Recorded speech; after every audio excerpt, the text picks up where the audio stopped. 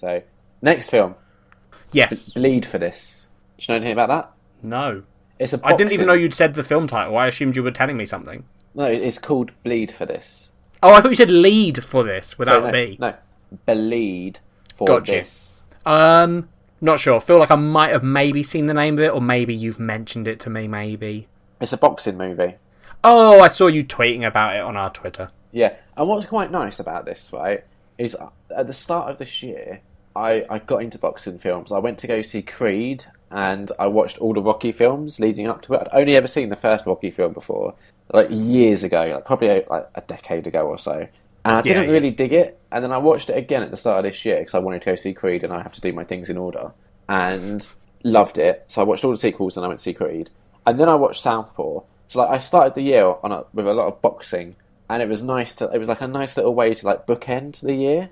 You started with boxing, you're finishing with boxing. Yeah, I also recently picked up Raging Bull, which is considered like up there with Rocky as one of the like pinnacles in boxing movies. Yes, so, I know of that film, which is quite an accomplishment. So Bleed for this stars Miles Teller, who I think is fantastic. Yep. And also Aaron Eckhart in like a supporting role, who is just so good. Like the physical transformation he's done for this film is very impressive in a way that's completely opposite to the physical transformation that Miles Teller's done for the film. Which I would even say, like, Miles Teller, as much as I like him, in this film, he doesn't have that, like, physical presence that you get from, like, Stallone in Rocky or even Michael B. Jordan in Creed. Yeah. So the only thing about Bleed for this, I will say, is it's a biopic film.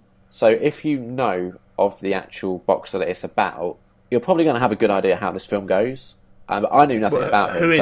Who is the boxer that it's about? Vincent Pazienza. But yeah, no, it was I didn't know how the film was going, so I enjoyed it, but it didn't have like any sort of one moment that really stood out and elevated it. It was fine, 3 out of 5. You know, I enjoyed myself when I was there, but nothing hugely stood out.